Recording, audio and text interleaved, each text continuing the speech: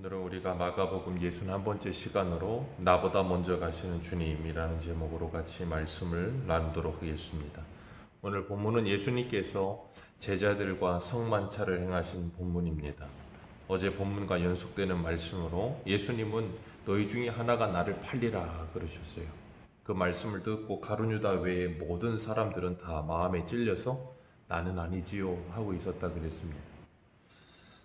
예수님을 판 사람은 가룟유다 한 사람이지만 예수님을 부인한 사람은 모두 다입니다. 나는 아니지요 하던 그 제자들도 다 예수님을 모른다 하고 부인하며 도망쳤습니다. 예수님께서 가룟유다의 배신을 알고 계심에도 불구하고 예수님께서는 그 가룟유다가 예수님을 팔 것을 아심에도 불구하고 그 십자가의 길을 묵묵히 걸어가셨어요. 이사야 53장 7절을 보면 그가 곤욕을 당하여 괴로울 때에도 그 입을 열지 아니하셨으며 마치 도수장으로 끌려가는 어린 양같이 그 입을 열지 아니하였도다 라고 말씀하고 있습니다. 예수님은 십자가의 길을 계속해서 가고 계십니다. 그리고 예수님께서는 이 오늘 본문과 평행구절인 요한복음 13장 15절에 이렇게 말씀하세요. 내가 너희에게 행한 것 같이 너희도 행하게 하려 하여 본을 보였노라. 예수님께서 이 마지막 만찬을 하시면서 제자들의 발을 씻기셨습니다. 그리고 하신 말씀이 내가 너희들이 행하게 하려고 본을 보였다. 지금은 나를 따라올 수 없지만 후에는 나를 따라오게 되리라. 그렇게도 말씀하셨어요. 예수님은 언제나 우리보다 앞서 가시며 모든 것을 먼저 행하여 보여주셨습니다. 그리고 우리의 본이 되어 주셨습니다. 그래서 바울은 로마서 8장 29절에 이렇게 말하고 있어요. 하나님이 미리 아신 자들을 또한 그 아들의 형상을 본받게 하기 위하여 미리 정하셨으니 이는 그로 많은 형제 중에 맏아들이 되게 하려 하심이라. 아멘. 많은 형제 중에 맏아들이 되게 하셔서 본이 되게 하셨고 그 예수 그리스도께서 걸어가신 그 길을 우리도 그 형상을 본받아 주님을 따라갈 수 있게 하시기 위해 주님께서 먼저 가고 계신다라고 말씀하세요. 예수님께서 성찬식을 행하시는데 오늘 본문에 보면 떡을 떼어 제자들에게 축복하여 나눠주시면서 받으라 내 몸이라, 그리고 포도주를 나누시면서 받으라 이는 너희를 위하여 흘리는 나의 피 곧 언약의 피라 그렇게 말씀하세요. 예수님은 이미 공생애에서 사역을 하시는 동안에도 오병이어와 칠병이어의 표적을 보여주실 때 성찬식이 무엇인지를 보여주셨습니다. 하늘에서 내려오는 산 떡이신 예수 그리스도께서 자신을 찢어서 많은 사람을 살릴 것을 보여주시면서 요한복음 6장에 이 오병이어의 표적을 보여주시고 나서 수많은 사람들이 예수님을 따라오니까 예수님 그러셨어요. 썩을 양식을 위하여 일하지 말고 썩지 않을 양식을 위하여 일하라. 그 썩지 않을 양식은 내가 너희들에게 주는 것이라 그렇게 말씀하셨어요. 그러면서 예수님께서 이 떡은 내 살이요 이 피는 이 포도주는 내 피라 그렇게 가르치시는데 이 떡은 내 살이라 그랬더니 그리고 내 피를 음료로 마시는 자는 영생하리라 그랬더니 수많은 사람들이 이 말씀은 어렵도다 하고서 그때부터 제자 중에 많은 사람이 다 떠나갔다 그랬습니다. 그때부터 제자들 중에 많은 사람이 다 떠나갔다. 예수님께서는 남은 12에게도 너희도 가려느냐? 그럴 때 그 제자 중에 베드로가 그래요. 생명의 말씀이 여기 있는데 우리가 어디로 가겠습니까? 그리고 제자들은 떠나지 않죠. 예수님은 출애굽 때 하나님께서 10가지 재앙을 내리실 때 마지막 장자의 죽음 재앙에서 그 어린 양의 피를 바른 집은 그 피를 보고 그 장자의 죽음 재앙에서 넘어가게 하시고 어린 양의 죽음은 그 피로 말미암아 대속의 은혜를 경험케 하시고 그 6월절 어린 양이 바로 예수 그리스도라는 것을 세례 요한이 확인시켜 주죠. 그래서 세례 요한은 요한복음 1장 29절에 보라 세상 죄를 지고 가는 하나님의 어린 양이라 그랬어요. 그 하나님의 어린 양이 되셔서 대속의 제물로 이 땅에 오셨고 예수님은 십자가를 지기 전에 이 잡히시는 그날 밤에 제자들에게 최후의 만찬을 하시면서 성찬식을 베풀어 주셨어요. 그리고 자신의 살과 피를 나눔을 통해서 우리가 그 살과 피로 살아난 존재가 됐다는 걸 가르치시는 겁니다. 지금 예수님께서 나누시는 떡과 포도주는 유대인들의 주식입니다. 그러니까 오늘날 우리나라로 치면 뭐가 있을까요? 밥과 쌀과 그리고 음료가 뭐 있을까? 옛날이었으면 숭늉일 거고 지금으로 치면 뭐가 있을까요? 뭐 보리차 정도 될려나요? 그러니까 주식이었어요. 그러니까 항상 그들은 식사할 때마다 떡과 포도주를 먹습니다. 물 대용으로 포도 줄 수가 없어요. 그냥 밟아서 발효시킨 그걸 그냥 마셨기 때문에 물 대신에. 그러니까 주식으로 먹었던 그것을 예수님께서 주시면서 이것은 너희들을 위한 내 몸이요 내 피라 그렇게 말씀하시면서 고린도전서 11장에는 내가 다시 오는 그날까지 너희들은 이것을 행하여 나를 기억하라고 하셨어요. 그러니까 유대인들은 주님 다시 오시는 그날까지 주식인 이 음식을 먹으면서 계속 누구를 기억해요? 예수 그리스도를 기억하는 거예요. 그래서 제가 예전에 이 하이델베르크도 그렇고 벨직도 그렇고 하면서 말씀을 드렸던 게 성찬식은 우리가 식사할 때마다 예수 그리스도를 기억하게 하는 주님께서 주시는 은혜라 그랬습니다. 그러니까 우리는 성찬식을 행할 때만 아니라 매일 하루 3끼 밥을 먹으면서도 이 밥이 나를 살리고 내 건강을 지키는 것처럼 우리가 먹는 식탁 위에 올라오는 모든 음식은 나를 위해 죽어서 올라오는 겁니다. 어느 것도 살아 올라오는 건 없습니다.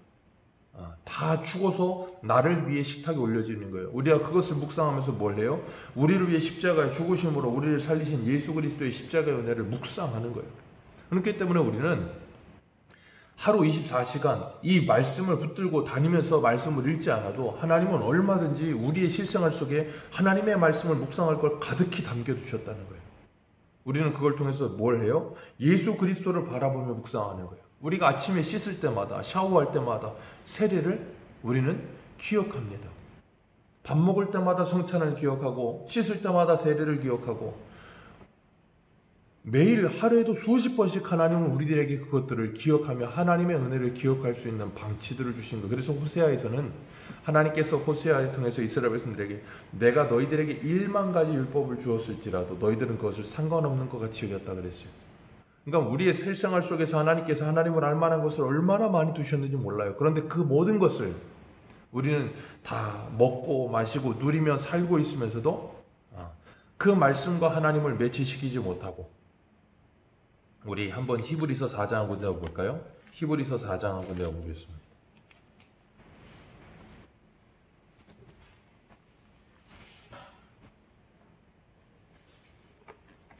히브리서 4장 2절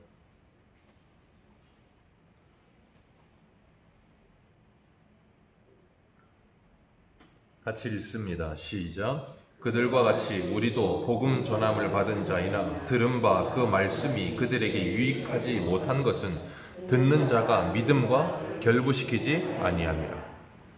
그걸 수없이 많이 들었어요. 수없이 많이 체험합니다. 수없이 많이 경험합니다. 근데 그게 우리에게 유익되지 못하는 이유는 단 하나예요. 그것을 내가 무엇과 결부시키지 못해요? 믿음과 결부시키지를 못해요.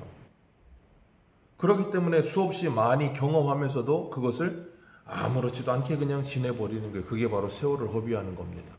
그래서 술 취하지 말고 이 세상에 취하지 말고 성령의 충만을 받아 온전한 정신으로 하나님이 우리에게 주신 은혜를 누리라라고 말씀하시는 거예요.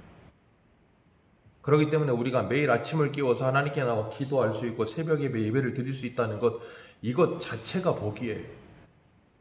이것 자체가 복입니다. 왜요? 하루하루를 시작하면서 우리가 하나님을 가장 먼저 기억하고 생각하면서 믿음으로 살겠다는 결단과 다짐을 가지고 매일을 사는데 어떻게 우리의 인생이 안 변하겠어요? 그렇게 하는데도 우리 인생이 변하지 않는다는 건 히브리서 4장 2절의 말씀처럼 그걸 내가 믿음과 결부시키지 않는 거예요. 그러면 아무 의미가 없어요. 매주일 주일 예배를 드리고 주일을 지키는데 그것을 믿음과 결부시키지 않으면 아무 의미가 없어지는 거예요.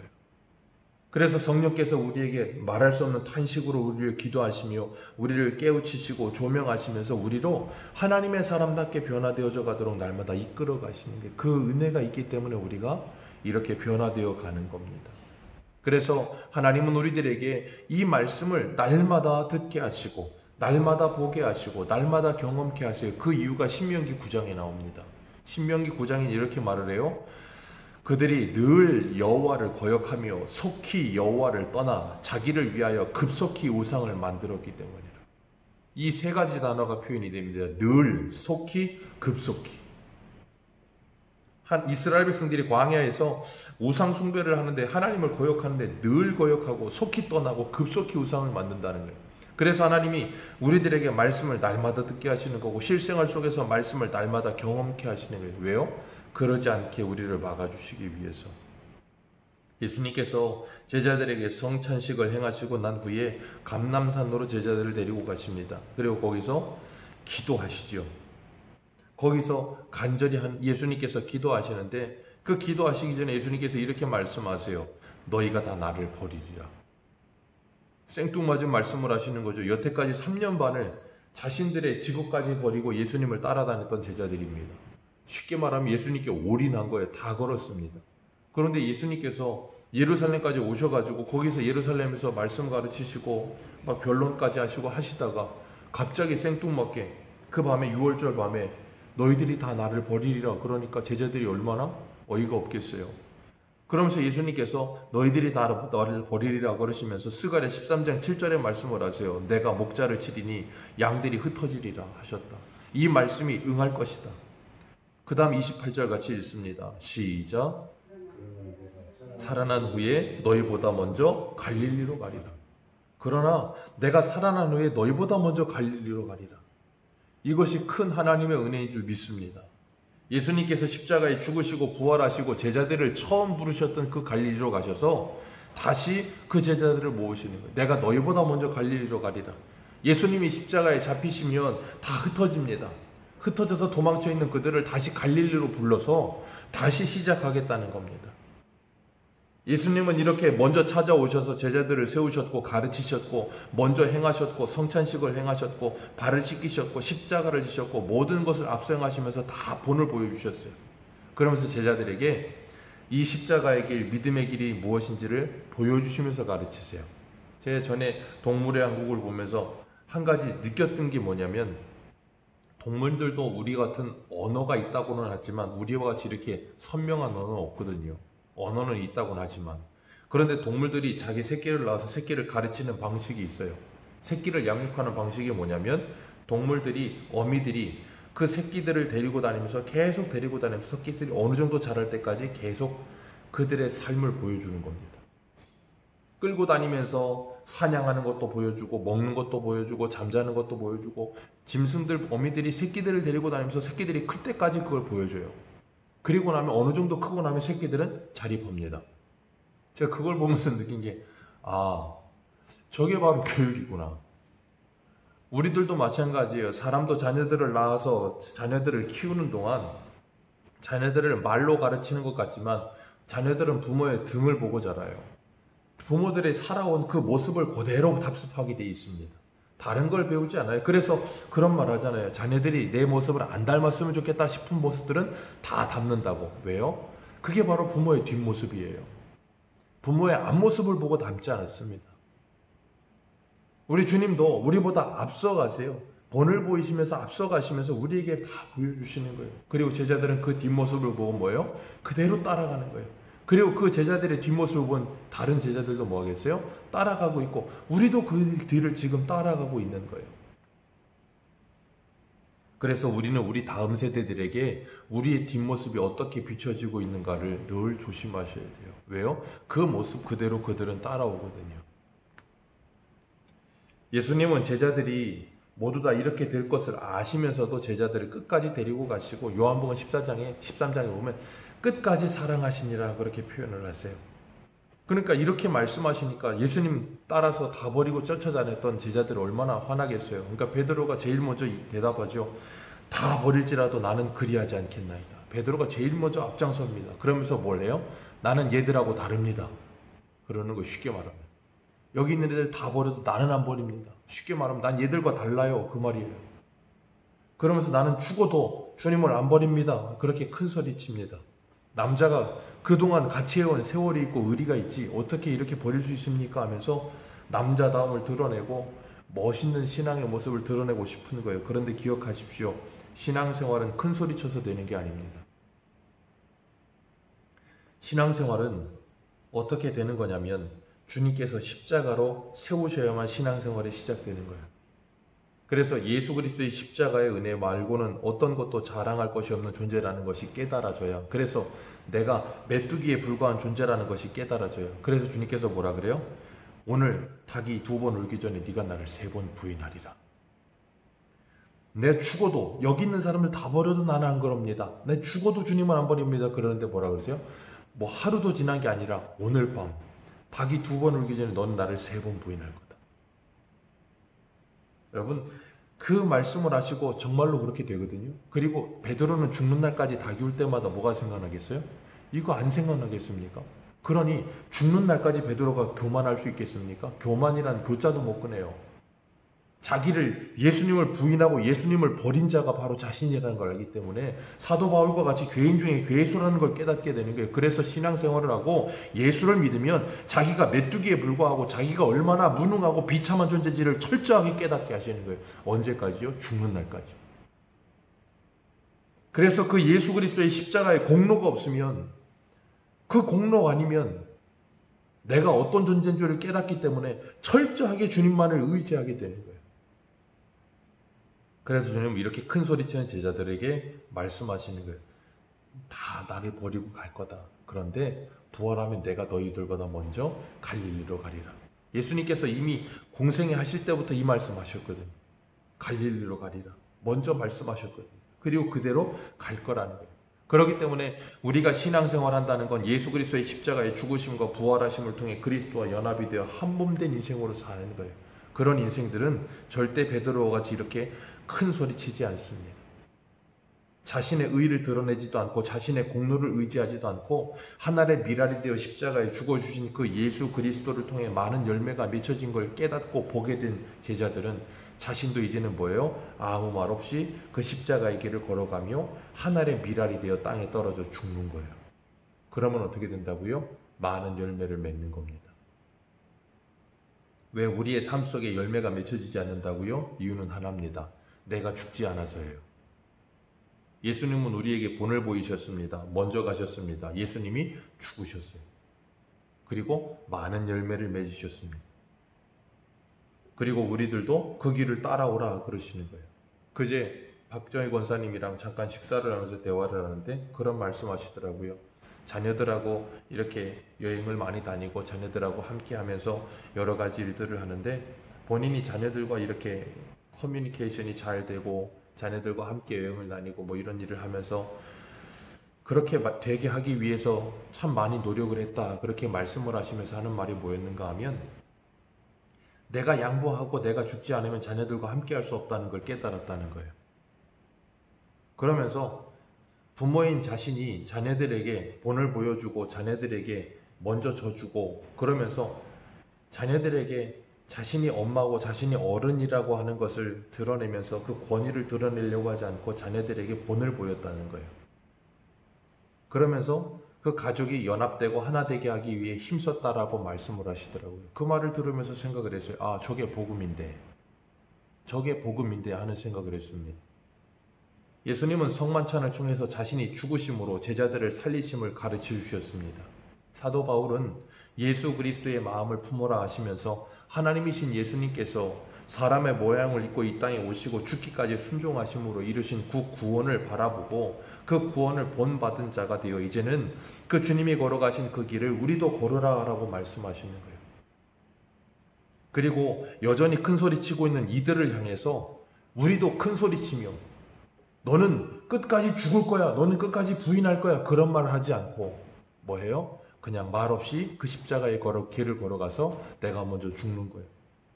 나를 부인하고 나의 십자가를 지고 거기에 서 있는 거예요. 그러면 그들에게 뭐가 된다고요? 본이 되는 겁니다.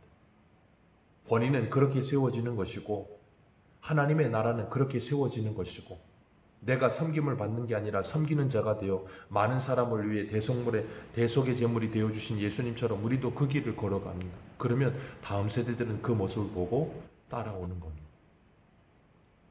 그래서 하나님의 나라는 말에 있지 않고 능력에 있는 겁니다. 우리가 정말 그 하나님의 나라를 이 땅에 이루어 가신 예수님의 모습을 본받아 우리도 이제는 이 땅에 하나님의 나라가 이루어지기를, 하나님의 뜻이 이루어지기를 기도하면서 정말 내 가정과 교회와 일터에 정말 하나님의 나라가 이루어지기를 소망하는 저와 여러분들 되시기를 주님의 이름으로 축복합니다. 기도하겠습니다.